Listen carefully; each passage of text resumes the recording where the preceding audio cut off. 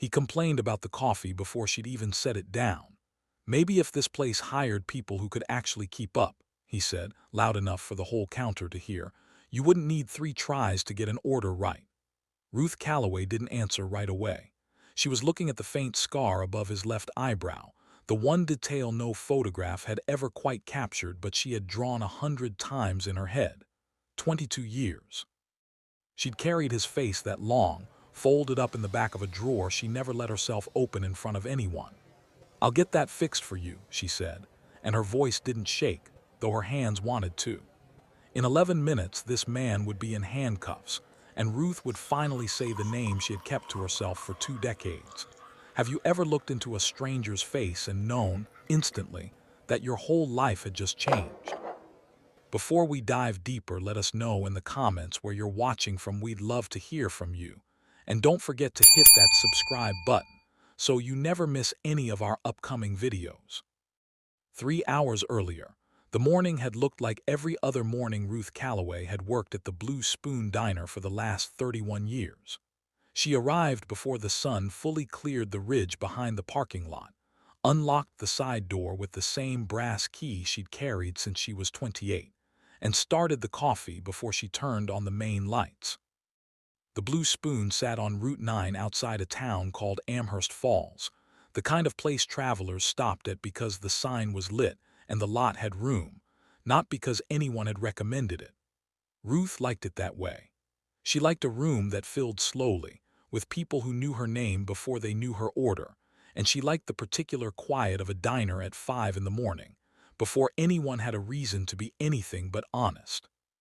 She was 63 years old, though most of her regulars guessed older, on account of the gray she'd stopped dyeing a decade back and the reading glasses she wore on a beaded chain because she was tired of losing them. Her hands were quick despite the arthritis in 2 knuckles, and she still carried 4 plates up one arm the way she'd learned before some of the newer girls were born. She was not a woman who complained, and she was not a woman who forgot things. Both of those facts would matter more than anyone in that diner could have guessed on an ordinary Tuesday. The diner's regulars called her Ruthie, except for the ones who had known her long enough to remember why she never let anyone shorten it to anything softer than that. She had been married once, briefly, to a man named Carl Fenwick, and the marriage had ended the way so many young marriages end in small towns, quietly and a little too early to matter to anyone but her. What people in Amherst Falls did not know, because Ruth had never told them, was that before she poured her first cup of coffee at the Blue Spoon, she had spent 4 years as a patrol officer with the Amherst Falls Police Department, and that she had walked away from that badge under circumstances she had spent 22 years trying not to think about. The morning shift moved the way it always did. Denny Ackhaffer, the short-order cook who had worked the grill for 11 years and complained about his knees for 10 of them, called out orders in the clipped rhythm Ruth could have followed with her eyes closed. 2 truckers took the corner booth and argued about a ball game. A young mother fed her toddler pieces of pancake off her own fork, while she scrolled through something on her phone with the other hand. Ruth moved between them with the coffee pot, refilling cups before anyone had to ask, the way she had trained her whole body to do so many years ago that it no longer felt like a skill, just a fact about who she was. At 7:40, the bell over the door rang, and Ruth's whole morning changed direction without her permission. She would think about that bell for the rest of her life, the particular ordinary sound of it, the way it gave no warning at all for what walked in underneath it. A man in his late 40s stepped through the door in a gray overcoat too heavy for the season, carrying himself with the unhurried confidence of someone who had never once in his life worried about being asked to leave a room. He took the counter seat nearest the register, the one regulars avoided because it faced the kitchen pass and the draft from the door, which told Ruth before he said a word that he was not from Amherst Falls and did not intend to stay long enough to learn its habits. Ruth walked toward him with the coffee pot already in her hand, the same automatic motion she made for every stranger who sat at her counter, and it was only when she was 3 feet away, close enough to see the fine lines at the corners of his eyes and the particular way his left eyebrow lifted before he spoke, that something in her chest went very still. She had seen that eyebrow before. She had seen it in a black and white composite sketch pinned to a corkboard in a briefing room that no longer existed, in a department that had been reorganized twice since the file went cold, in a face she had described to a sketch artist so many times that the artist had once asked her, not unkindly, if she wanted to take a break. She set the coffee down without spilling a drop, though her pulse had climbed into her throat, and she said the only thing a woman who has spent 31 years serving strangers learns to say when the ground shifts under her feet. "What can I get you this morning?" He didn't look up from his phone. "Depends on whether the eggs are actually going to arrive before noon," he said, and there was an edge in it, the particular edge of a man who has never had to wait for anything and resents being reminded that other people exist. 2 eggs over easy bacon, whatever passes for toast in a place like this. He said the last part the way some people say the name of a town they consider beneath them, and Ruth wrote the order down on her pad with a hand that had gone cold despite the kitchen heat, because writing was the only motion she trusted herself to make correctly in that moment. She carried the ticket back to Denny at the pass and stood at the counter's far end for exactly as long as it took to steady her breathing, watching the man in the gray coat scroll through his phone with the particular stillness of someone who believes he is invisible in a room he has already decided is beneath his notice. 22 years, she thought. 22 years, and here he is, ordering eggs like any other Tuesday. She had described that face so many times she had stopped trusting her own memory of it, had told herself more than once over the years that she was chasing a ghost built out of guilt and a rookie's failure rather than anything real.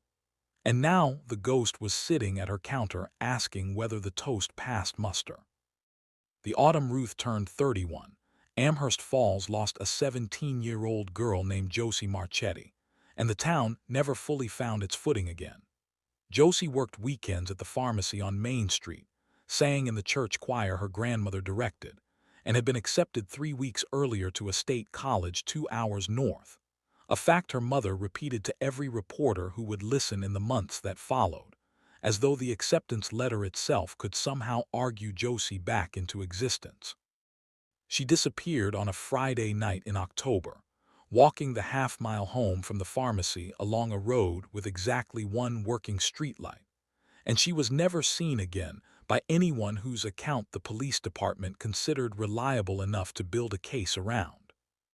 Ruth had been a patrol officer for a year and a half when the call came in, young enough in the job that she still felt the specific electricity of being handed real responsibility, still believed that careful, honest police work was mostly a matter of paying close attention and refusing to look away.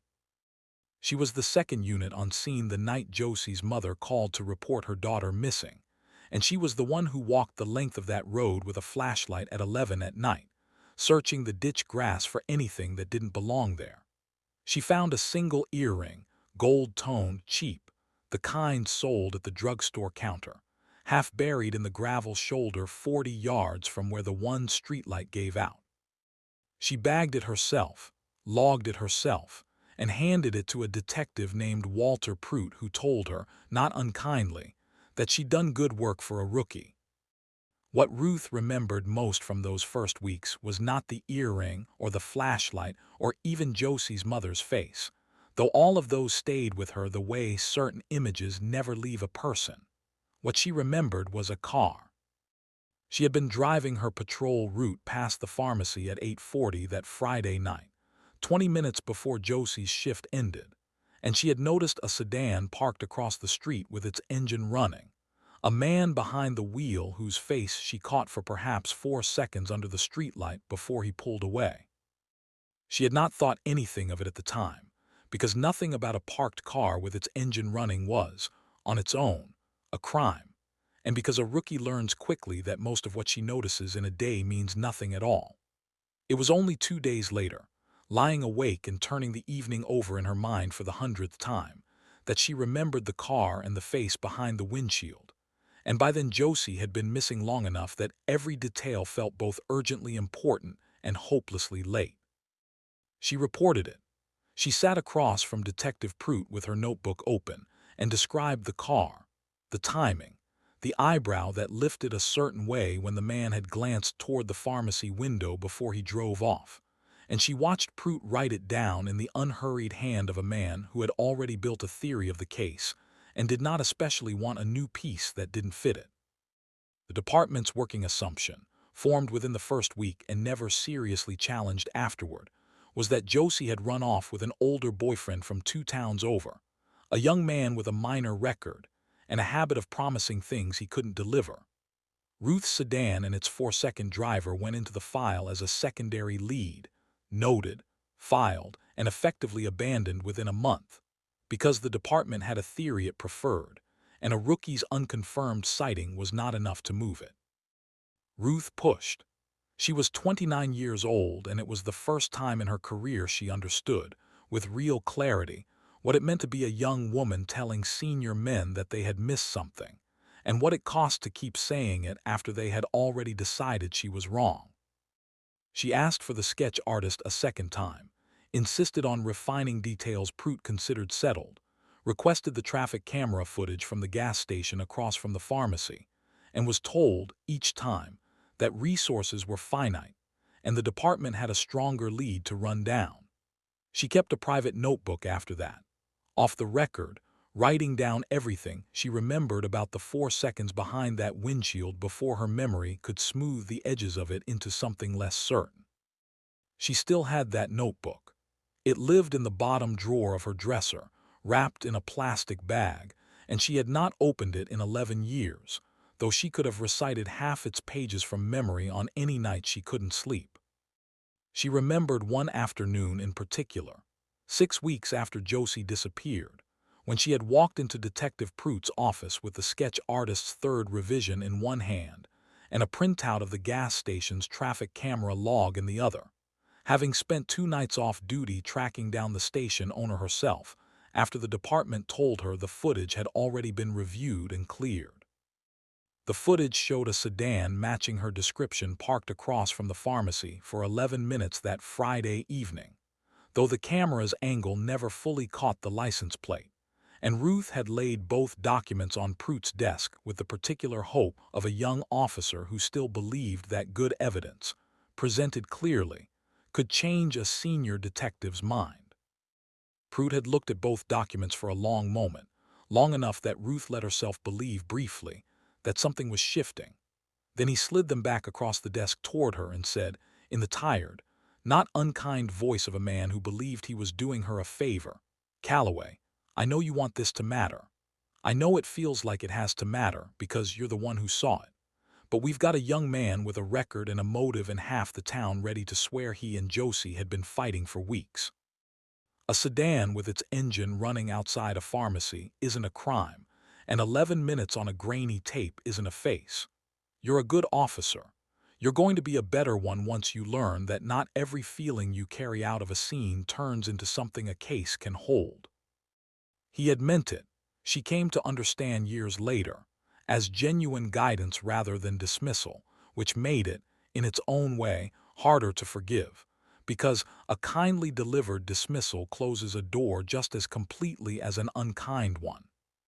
She had gone home that night and started the notebook, not as an act of defiance exactly, but because she no longer trusted the department's file to hold what she had actually seen, and some instinct in her insisted that somebody, somewhere, needed to keep an accurate record, even if nobody in a position of authority wanted to read it. She wrote down the sedan's color, the make she guessed at, the 11 minutes the tape had shown, the tattoo, the eyebrow, every detail she was afraid of losing to the specific way memory sands its own edges smooth over time. She did not show the notebook to anyone else at the department after that conversation with Prout, not because she stopped believing what was in it, but because she had learned, at 29 years old, exactly how much a young woman's certainty was worth in a room full of men who had already decided the shape of a case before she finished speaking. The case went cold within 8 months, the way cases do when a department runs out of leads it believes in and starts needing its resources somewhere else. Josie Marchetti's mother moved away from Amherst Falls 6 years later, unable to keep living on the road her daughter had walked home along, and the pharmacy closed not long after that, replaced eventually by a nail salon that none of the old-timers ever quite got used to walking past. Ruth left the department 18 months after Josie disappeared, not because anyone forced her out, but because she had come to understand something about herself that she couldn't unlearn, that she was the kind of officer who kept a private notebook because she didn't trust the department to keep the truth in its own files, and that this was not a sustainable way to wear a badge. She took the job at the Blue Spoon because Denny's aunt had owned it then and needed a waitress, and because carrying plates asked less of her conscience than carrying a gun ever had. She had told herself, across 3 decades of quiet mornings and coffee refills, that she had done what she could, that a young officer's 4-second glimpse of a stranger's face was not evidence, that some doors close and stay closed no matter how many times you knock on them in your memory. She had built an entire peaceful life on top of that acceptance, brick by brick, the way a person builds anything durable, by choosing each morning not to reopen a wound that had never fully closed. And now the face from that windshield was sitting at her counter, 22 years older, asking whether the toast passed muster, and every brick in that peaceful life had just gone quiet and still, waiting to see what she would do next. Ruth carried the coffee pot back down the counter, refilling cups she had already filled twice, because her hands needed something ordinary to do while her mind worked. She did not look at the man in the gray coat again right away. She had learned, over 4 years of police work and 31 years of waiting tables, that the surest way to lose an advantage was to let your face announce what you already knew. She busied herself with the truckers in the corner booth, laughed at a joke that wasn't especially funny, and let her eyes move across the room the way they always did on a busy morning, cataloging without appearing to catalog at all. The man's eggs came up at 7:51, and Denny called the order across the pass in his usual flat rhythm. Ruth carried the plate down herself instead of letting the newer girl, Priya, take it, because she did not yet trust her own voice not to give something away, and because she wanted another close look at his hands, which she had not managed to see clearly the first time.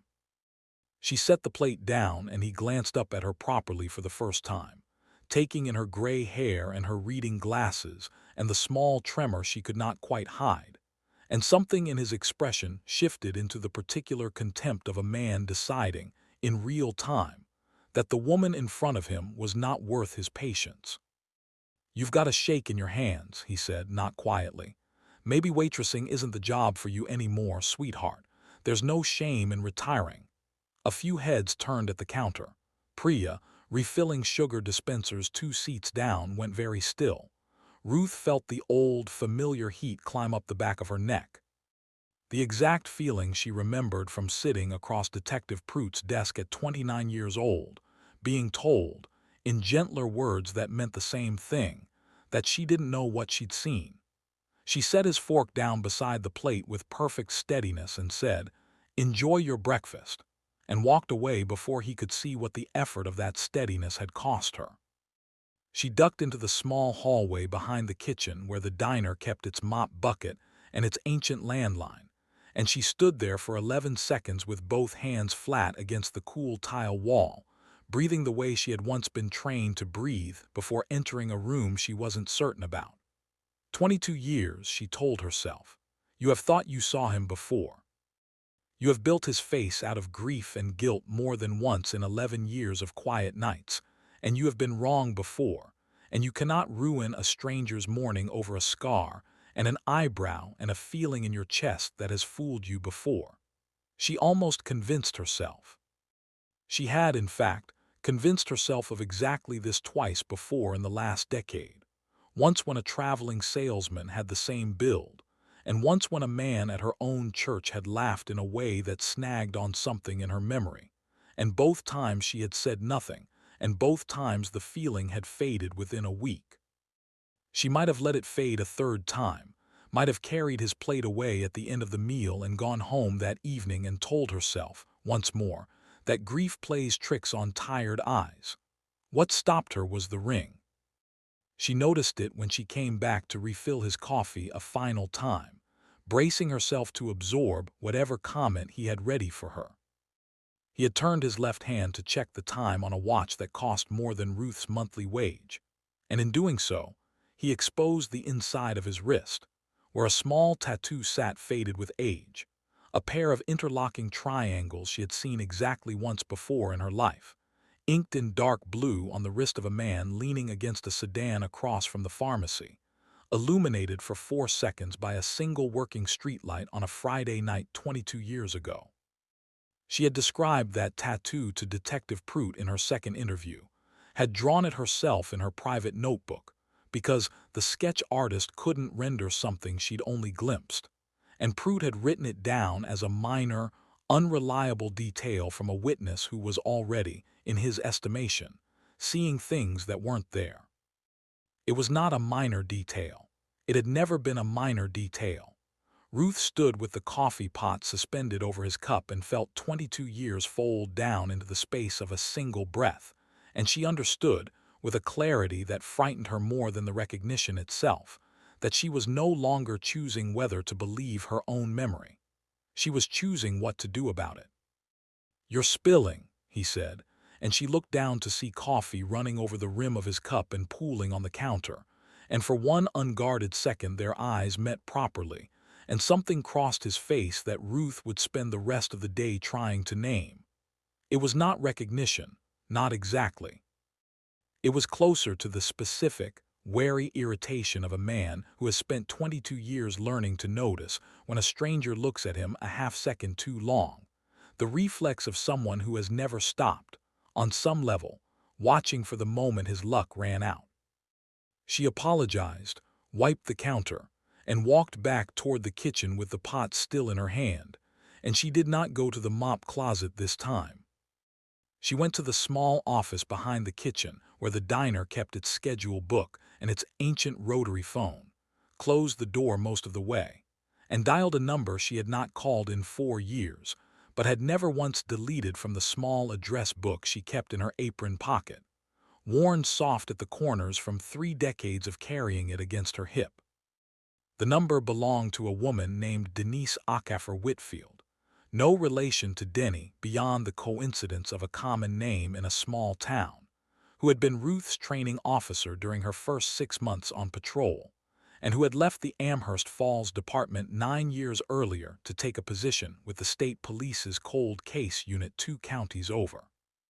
Denise was the only person who had ever fully believed Ruth's account of the sedan and the tattoo, not because she had seen anything herself, but because she had watched Ruth work a scene with enough care in those first 18 months to trust her memory over a senior detective's convenient theory.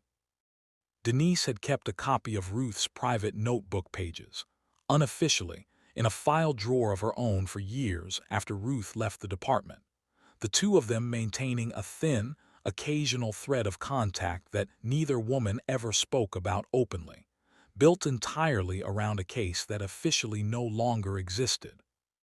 Denise picked up on the third ring, her voice carrying the particular alertness of someone who knew this call, arriving at this hour on this number, was not a social one. "Ruth," she said, "what is it?" Ruth kept her voice low, angled toward the wall, one eye on the crack in the office door where she could see a sliver of the counter and the gray coat still seated at it. "He's here," she said. "Josie Marchetti's car. The tattoo. He's sitting at my counter right now eating eggs like it's nothing." There was a silence on the line long enough that Ruth wondered if the call had dropped, and then Denise said in a voice gone very careful and very fast, "Describe him. Everything. Don't leave anything out, and don't hang up this phone." Ruth described him the way she had once described a 4-second glimpse to a detective who hadn't wanted to hear it, except this time she had 20 additional minutes of direct observation to work with, and she gave Denise all of it. The height, the gray coat, the watch, the specific way his left eyebrow lifted before he spoke, the interlocking triangle tattoo on the inside of his wrist, faded now with 2 decades of sun and age, but unmistakably the same mark. Denise did not interrupt her once. When Ruth finished, there was another pause, shorter this time, filled with the sound of a keyboard, and then Denise said the sentence that would change the rest of that morning for both of them. "Ruth, I need you to keep him in that diner. I have had a name flagged in our system for 11 months on an unrelated matter 3 states over, and if the description you just gave me matches what I think it matches, we are not looking at a missing person case anymore. We're looking at a pattern, and he is not someone who gets away today if I can help it." Ruth's grip on the receiver tightened until her knuckles went pale. "How long?" she said. 20 minutes, if the state troopers move the second I call this in. Less if I can get Amherst Falls PD to respond directly. But Ruth, listen to me. I need you to understand something before you walk back out there. If this is who I think it is, this is not the same as the sedan outside the pharmacy. This is a man who has had 22 years to learn what it looks like when someone recognizes him, and he has had that long to decide what he's willing to do about it.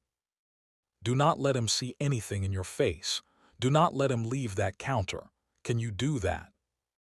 Ruth thought of Josie Marchetti's mother, standing on the shoulder of a road with one working streetlight, still repeating the fact of a college acceptance letter to reporters 6 years after her daughter's disappearance, as if the letter alone could argue her back into the world. She thought of her own private notebook, wrapped in its plastic bag in the bottom drawer of her dresser, carried through 11 years of quiet nights. She had never quite let herself sleep all the way through. "I can do that," she said, and she meant it more than she had meant almost anything in the 22 years since she'd handed Detective Prout a bagged earring and watched him decide it didn't matter. She hung up the phone, smoothed her apron with both hands until they stopped shaking, and walked back out onto the floor with the coffee pot exactly where she'd left it. And it was in that moment, stepping through the office door back into the ordinary noise of the diner, that she saw him reaching for his wallet. He was not, she understood immediately, a man who lingered over breakfast. He had eaten quickly and without particular enjoyment, the way people eat who consider a meal an obstacle between one task and the next, and he was already sliding a card across the counter toward Priya at the register, glancing at his watch with the same motion that had exposed his wrist the first time. 20 minutes, Denise had said, and Ruth understood, with the specific dread of watching a door start to close on its own, that she did not have 20 minutes. She had however long it took a man to sign a receipt and stand up from a stool, and that was not enough time at all. Ruth did the only thing a 31-year veteran of a diner counter knows how to do under pressure, which was to make an ordinary problem out of nothing at all. She caught Priya's eye across the register and gave a small shake of her head, then stepped in beside her before the younger woman could run the card. "Machine, been sticking on chip cards all morning," Ruth said, loudly enough for the man to hear, her voice landing in exactly the register of mild, apologetic competence she had used on 10,000 mornings before this one. "Let me just try it in the older reader. Takes an extra minute, I'm sorry for the trouble." It was, Priya would say later, the single greatest piece of acting she had ever witnessed in her life, delivered by a woman who 2 minutes earlier had been steadying herself against a hallway wall. The man exhaled through his nose, the particular sound of someone recalculating how much irritation a delay was worth, and said, "Fine, but I have somewhere to be." And Ruth said, "Of course you do," in a tone that promised nothing and revealed less, and fed his card into a reader she knew perfectly well worked fine, and pressed buttons slowly enough to buy 90 seconds that felt, to her, like the longest 90 seconds of her adult life.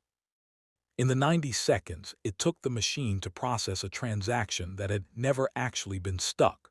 Ruth's mind ran through every version of the next 5 minutes that she could imagine, the way she had once been trained to walk through possible outcomes before entering a room she wasn't certain about. She thought of simply telling him to wait, of asking Priya to lock the front door, of a dozen actions that would have announced, immediately and unmistakably, that something had changed since he sat down for eggs, and she discarded every one of them, because a cornered man with 2 decades of practiced invisibility was not a man she wanted to corner without help already in the room. She thought instead of her old training officer's oldest lesson, the one Denise had repeated to her more times than either of them could count during those first 18 months on patrol. A scene stays calm exactly as long as the person controlling it looks like she has nothing to control. So Ruth talked. She asked him, in the mild, unhurried voice she used on nervous first-time customers, whether he was passing through on business, and he answered in clipped, irritated sentences about a sales route that took him through 6 states a month, volunteering more than he likely meant to, the way people often do when they believe the person asking is beneath noticing the answer. She asked whether the fastener business kept him on the road as much as it seemed to, and he said it did, more than he'd like, and glanced again at his watch. And Ruth felt every second of that glance land in her chest like a small stone dropped into still water. She was close enough now to see, without needing to angle for it, the faint white scarring at his knuckles that no photograph in any file had ever captured, evidence of some old injury he had never bothered to explain to anyone, least of all a waitress he assumed wasn't paying attention. Priya, refilling napkin dispensers at the far end of the counter, had begun to sense that something in the ordinary rhythm of the morning had gone wrong, though she could not yet have said what. She would tell people afterward that she noticed it first in Ruth's hands, which were moving with a precision that read, in hindsight, as entirely too careful for a woman simply running a credit card twice. She did not ask questions. She had worked under Ruth long enough to trust that when Ruth's voice went that particular kind of gentle, the smartest thing a newer waitress could do was follow her lead without drawing attention to either of them. And so, she kept refilling napkin dispensers that did not especially need refilling, and kept one eye on the parking lot without entirely understanding why. It was Denny, of all people, who bought the next few minutes without knowing he was doing it. He called out from the past that the griddle had gone through a proof mishap that happens with old equipment about once a month, and it produced enough smoke and enough of Denny's colorful commentary that half the diner turned to watch him wave a dish towel at the smoke alarm before it could properly go off. And in the resulting small commotion, no one but Ruth noticed that a car had pulled into the lot outside, unmarked, gray, moving with the unhurried care of a vehicle that did not want to announce itself. The man in the gray coat had noticed the delay building around him, and something in his posture changed, a stillness settling over him that Ruth recognized immediately, having seen its opposite so many times in nervous customers over the years. He was not annoyed anymore. He was alert. He glanced toward the door, toward the window, toward Ruth's face for a half-second longer than any of his previous glances, and Ruth understood that whatever careful mask she had been wearing for the last 4 minutes had slipped somewhere, because the specific stillness of a hunted man is not something that develops without a reason. "Actually," he said, standing from the stool in one motion, "keep the card. I'll settle up another time," and he was reaching for his coat when the bell over the door rang for the second time that morning, and this time it was not an ordinary sound at all. 2 officers came through first, unhurried, the way trained people move when they do not want a room to understand yet what is happening, followed a step behind by Denise Whitfield herself, out of uniform, her badge already in her hand. The diner went silent the particular way a full room goes silent when it senses, before it understands, that something has shifted. The man in the gray coat stood frozen between the counter and the door, his coat half on, and for one long moment nobody moved at all. "Marcus Reed," Denise said, and Ruth watched the name land on him like a physical weight, watched 22 years of careful invisibility collapse across his face in the space of 2 syllables. "I'd like you to step outside with us. We can do this the easy way, or we can do it in front of everyone's breakfast. Your choice." He looked, for just a moment, at Ruth, and something passed between them that had nothing to do with coffee or eggs or a shaking hand. Something closer to recognition, finally admitted on both sides at once. "I don't know what this is about," he said, but the words came out thin, missing the contempt they'd carried an hour earlier, and Denise said, "I think you do." And one of the officers stepped forward and took his arm, gently but with a grip that left no room for argument, and walked him toward the door past the corner booth where the truckers had stopped arguing about the ball game entirely, past Priya frozen with the card reader still in her hand, past every regular in that diner who would spend the rest of the year telling this story slightly differently every time. For nearly a full minute after the door swung shut behind them, nobody in the Blue Spoon diner said anything at all. Then Priya set the card reader down on the counter with a hand that was shaking considerably more than Ruth's had been all morning and said, "Ruth, Ruth, what just happened?" And the question broke something loose in the room, because it gave everyone permission to start talking at once. The truckers in the corner booth wanted to know if that was really a state trooper's badge. A woman 2 stools down asked, in a voice pitched somewhere between horror and fascination, whether that meant the man had actually done something, or whether the police had made some kind of mistake. Denny came out from behind the pass still holding his smoking dish towel, took one look at Ruth's face, and said, quietly, in a voice none of the other customers heard, "You knew.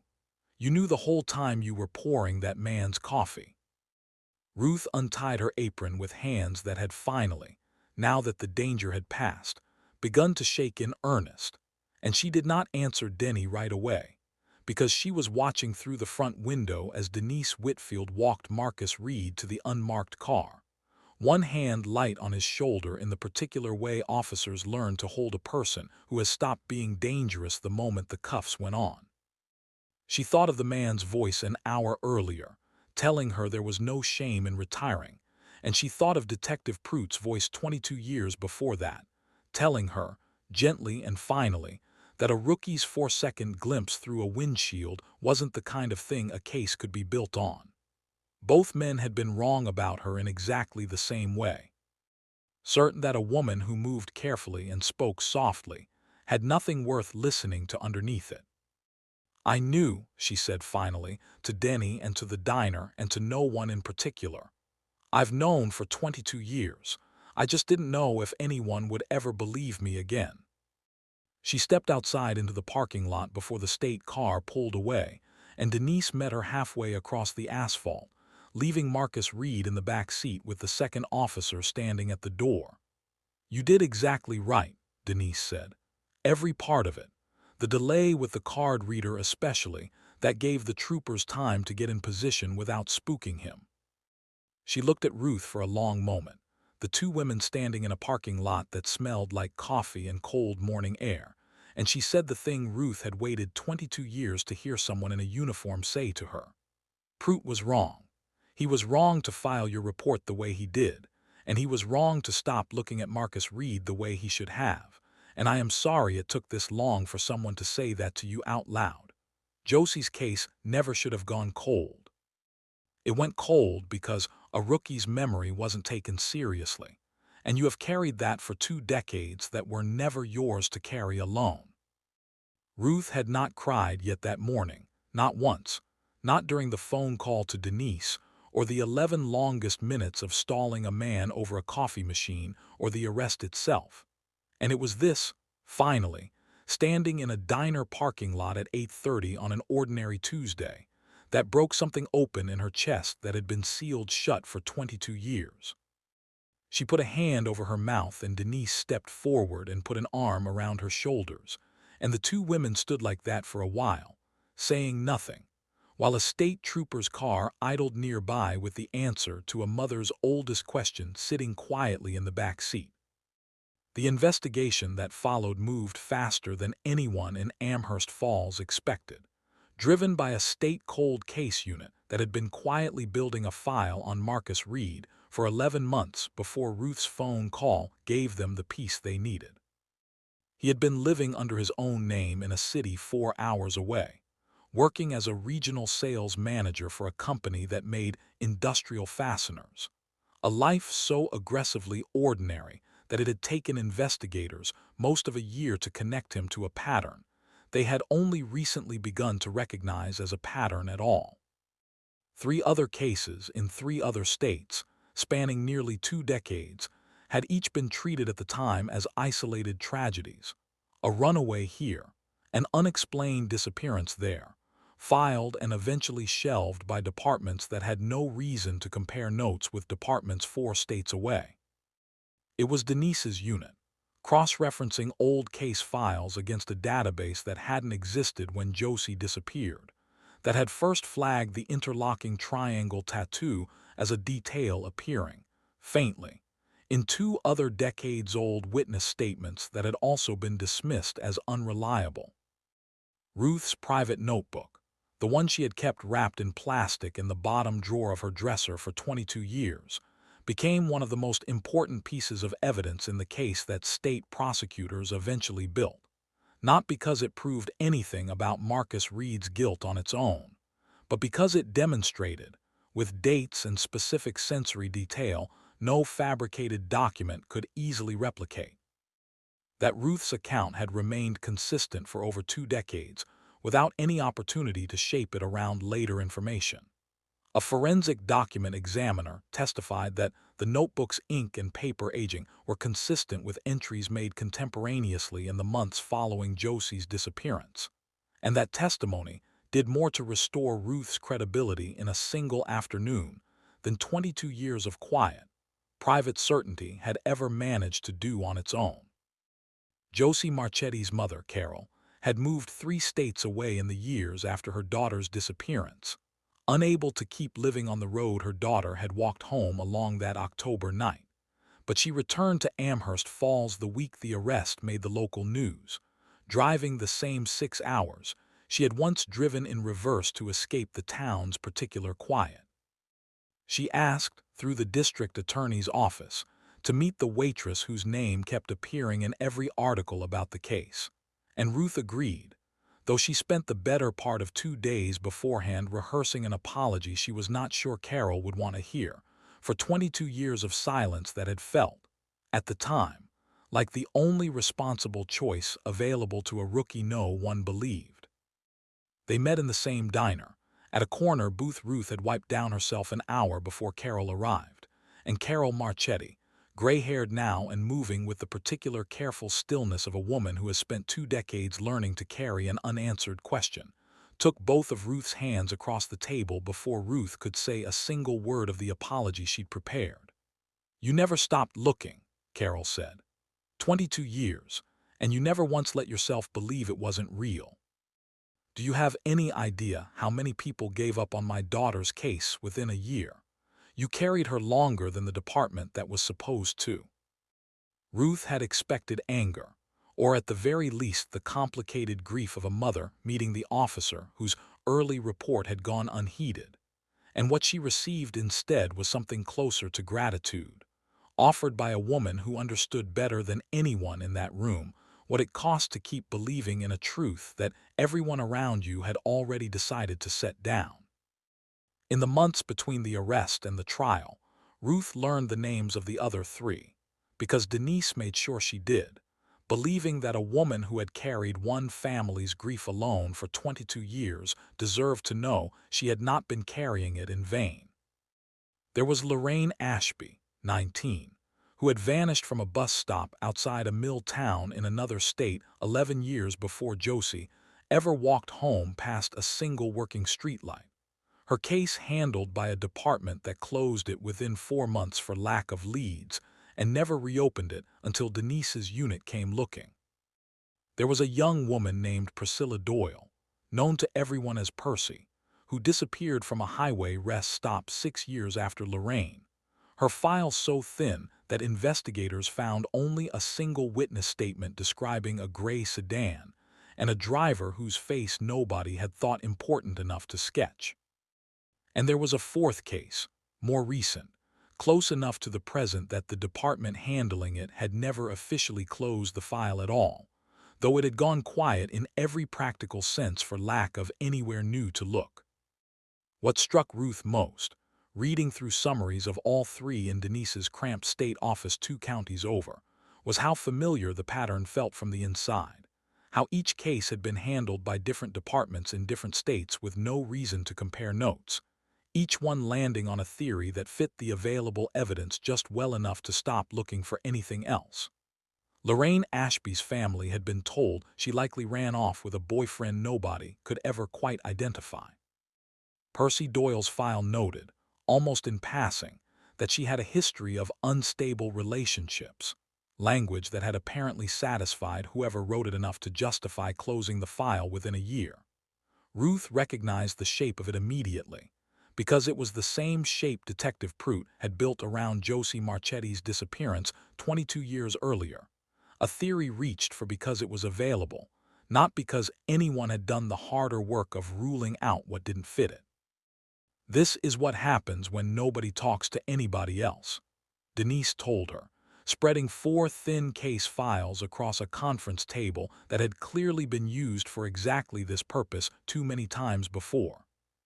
4 different departments, 4 different years, 4 different convenient theories, and the one thing connecting all of them almost went unnoticed because nobody thought a tattoo glimpsed for a few seconds by a rookie, or a witness with a shaky memory, was worth cross-referencing against anything at all. You are the reason this pattern got seen, Ruth. Not because you had more evidence than the others. Because you refused to stop believing your own 2-decades-old evidence, even after everyone, whose job it was to listen, told you to let it go. Ruth carried those 3 names home with her that evening the way she had once carried Josie, and she thought about the mothers and fathers of Lorraine Ashby and Percy Doyle, people she would likely never meet, who had spent years being told, gently or otherwise, that their daughters had simply chosen to disappear.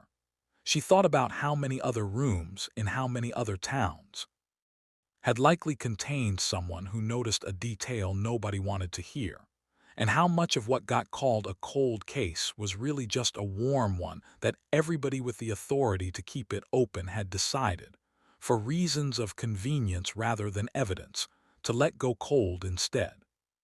The trial itself took place 14 months later, in a county courthouse 2 hours from Amherst Falls, and Ruth testified for just under 3 hours across 2 separate days, walking a jury through the same 4-second glimpse she had once described to a detective who hadn't wanted to hear it.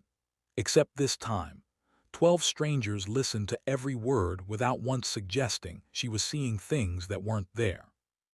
She described the sedan, the streetlight, the tattoo she had sketched in a private notebook, because no department artist had ever thought to ask her to draw it herself, and she watched the prosecutor lay her 22-year-old notebook pages next to photographs of Marcus Reed's wrist taken the morning of his arrest, the interlocking triangles matching in a way that required no expert testimony at all to understand. The prosecution called 7 witnesses before Ruth ever took the stand, including a forensic document examiner who walked the jury through the notebook's ink composition and paper aging with the patient thoroughness of someone who understood that a jury needed to trust the physical object before they could trust the woman who had written in it, and a records custodian from the gas station chain, now defunct, whose parent company had somehow preserved digital copies of traffic camera logs long after the original tapes were destroyed, corroborating the 11 minutes Ruth had once printed out and carried into Prout's office.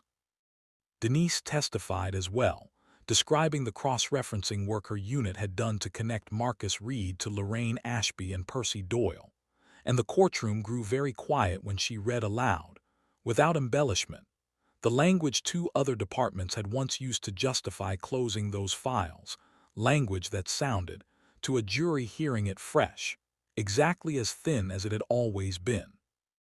The defense argued what defenses in cases built on decades-old memory often argue, that a tattoo could be common, that a rookie's recollection from half a lifetime ago could not reasonably support the weight being placed on it, that Ruth Calloway was, in the defense attorney's words, a woman who had spent 22 years wanting to be right about something. Ruth sat in the witness chair and did not raise her voice when she answered that particular line of questioning, because she had learned a long time ago, in a diner and in a patrol car both, that the loudest response to being underestimated was rarely the truest one. "I wanted to be right," she said, "because I wanted Josie's mother to finally know what happened to her daughter. I don't think that's the same thing as wanting to be right for my own sake." The jury deliberated for 6 hours across 2 days and returned a verdict that gave Carol Marchetti, after 22 years, the one thing no amount of grief had ever been able to provide on its own: a name, attached formally and legally to what had happened to her daughter, and a sentence long enough that Marcus Reed would not see the outside of a prison again. Amherst Falls changed in small ways after that, the way towns do when an old wound is finally allowed to close instead of simply scarring over.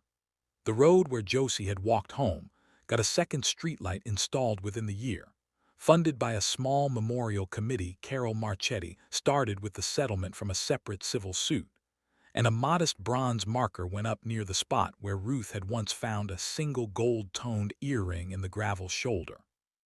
The Amherst Falls Police Department, under new leadership that had not existed at the time of Josie's disappearance, formally reviewed its handling of the original case and issued Ruth Calloway a written commendation 22 years late, a document she kept, along with her private notebook, in the same dresser drawer, though she no longer needed to wrap either one in plastic to protect them from being disbelieved. Priya, the young waitress who had frozen with a card reader in her hand the morning of the arrest, asked Ruth months later how she had managed to stay so calm while stalling a dangerous man over a coffee machine, and Ruth told her the truth, which was that she had not felt calm at all, only practiced. In the specific way, a body learns to keep functioning through fear when it has had enough years of training to fall back on. "The face you show people and the thing you're feeling underneath it don't have to match," Ruth told her. "That's not lying. That's just knowing which one the moment actually needs from you." Priya wrote that sentence down on a napkin and kept it taped inside her locker at the diner for the rest of the year. 2 years after the arrest, on an ordinary Tuesday not unlike the one that changed everything, Ruth Calloway arrived at the Blue Spoon before the sun had fully cleared the ridge behind the parking lot, unlocked the side door with the same brass key she had carried for over 3 decades, and started the coffee before she turned on the main lights.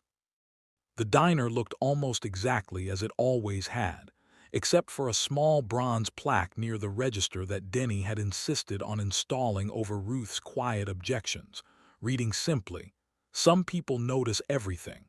Thank you for staying."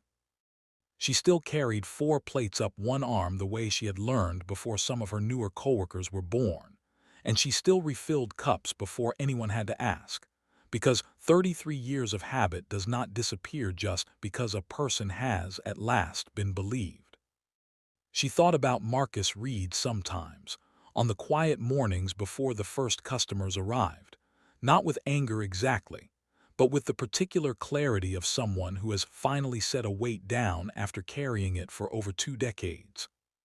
She thought more often about Josie Marchetti, 17 years old forever now, who had wanted nothing more complicated than to sing in her grandmother's choir and start college in the fall, and about the single working streetlight that had illuminated a stranger's face for 4 seconds one October night and changed the whole shape of 2 families' lives.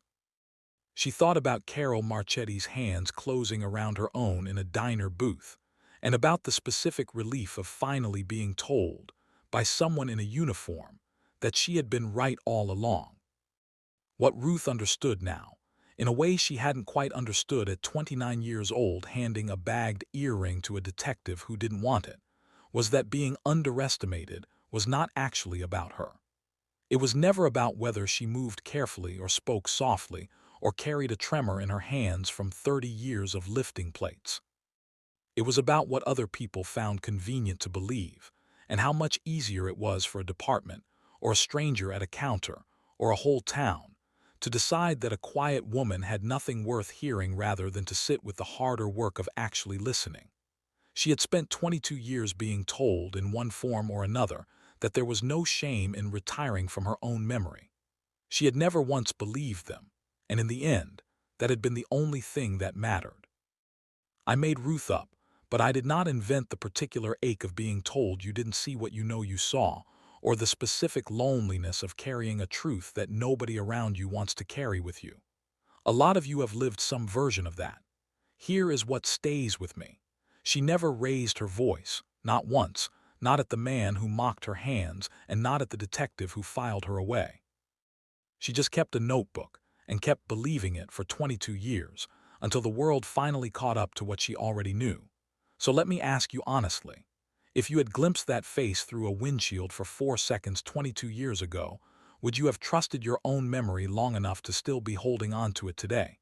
Tell me below. If this moved you, share it with someone who needs it, and do not forget to hit the subscribe button for more stories like this.